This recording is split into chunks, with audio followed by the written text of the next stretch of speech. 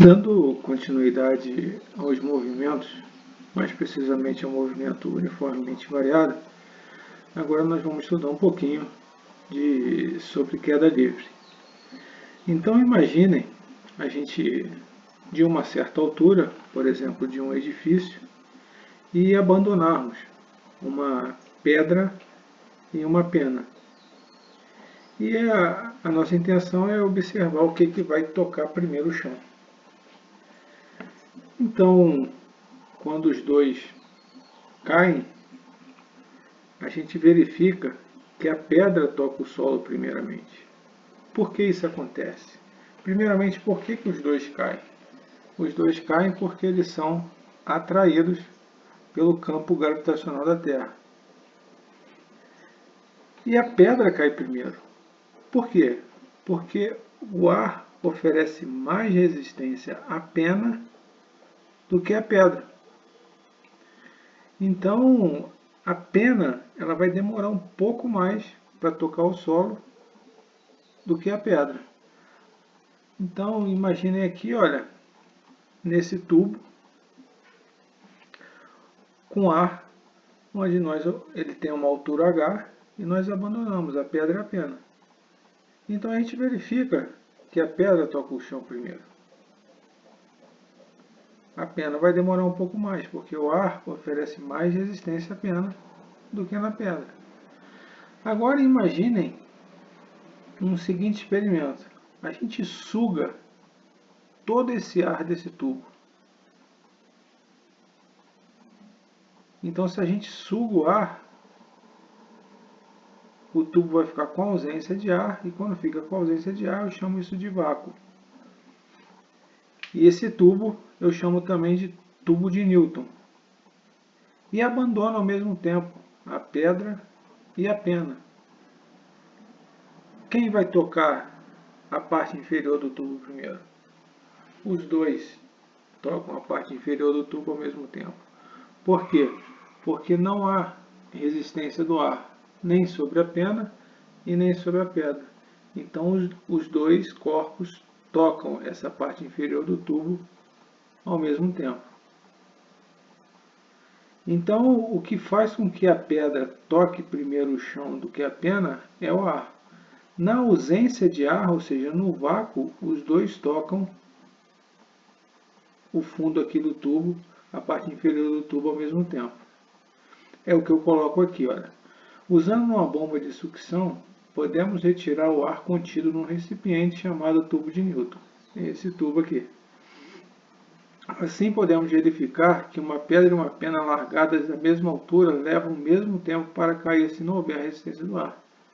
Então o que faz com que a pedra, repetindo, toque primeiro o final aqui do tubo do que a pena é o ar, porque o ar oferece mais resistência na pena do que na pedra.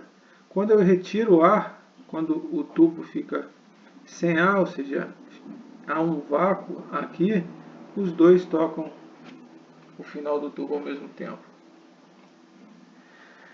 Outra observação importante também em queda livre é que quando a gente lança um corpo verticalmente para cima, ele percorre uma certa altura, para e depois cai.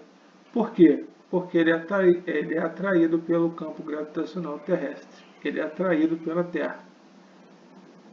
O mesmo acontece quando a gente abandona o corpo. Então aqui eu estou abandonando a pedra e a pena. Eles vão cair. Eles vão cair porque eles são atraídos pelo campo gravitacional terrestre. Eles são atraídos pela Terra.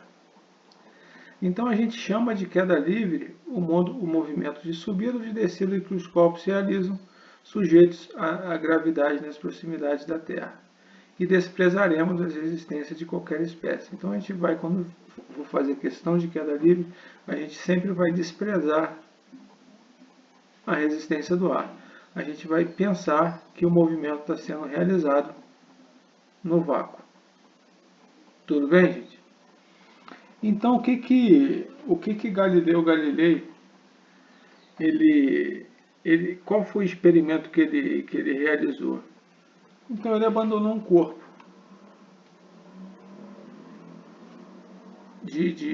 abandonou corpos de massas diferentes, melhor dizendo. Então ele verificou que esses corpos caem com a mesma aceleração. E essa aceleração é a aceleração da gravidade, que nas proximidades da Terra vale 9,8 metros por segundo ao quadrado, que nos exercícios, na grande maioria dos exercícios, a gente vai arredondar para 10 metros por segundo ao quadrado. Então, independentemente das massas dos corpos, eles caem de uma altura com a mesma aceleração. Então a aceleração não vai mudar. A aceleração sempre vai ser 10 metros por segundo ao quadrado aproximadamente nas proximidades da Terra.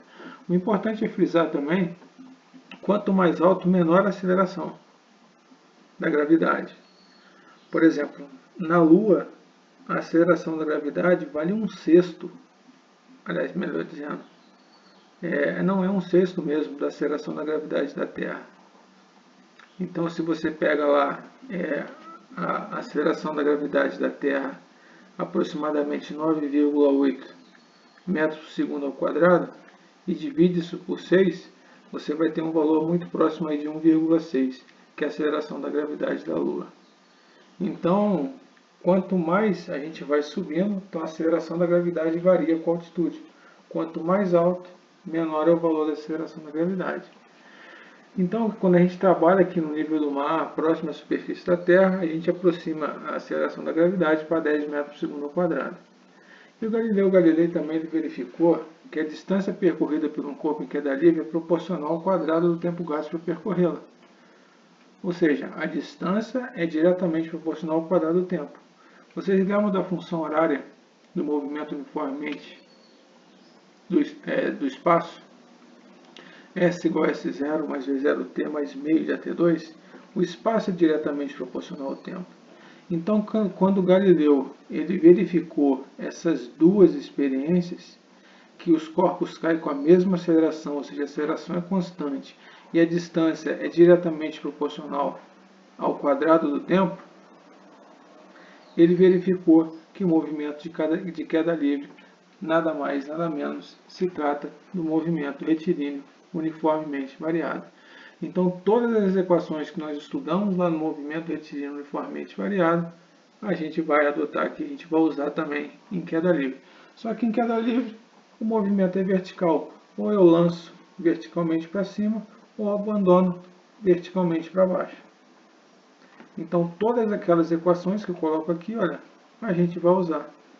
Olha, V igual a V0 mais AT, S igual a S0 mais V0t mais meio de AT ao quadrado, função horária do espaço, e a equação de Torricelli, V ao quadrado igual a V0 ao quadrado mais 2A delta S.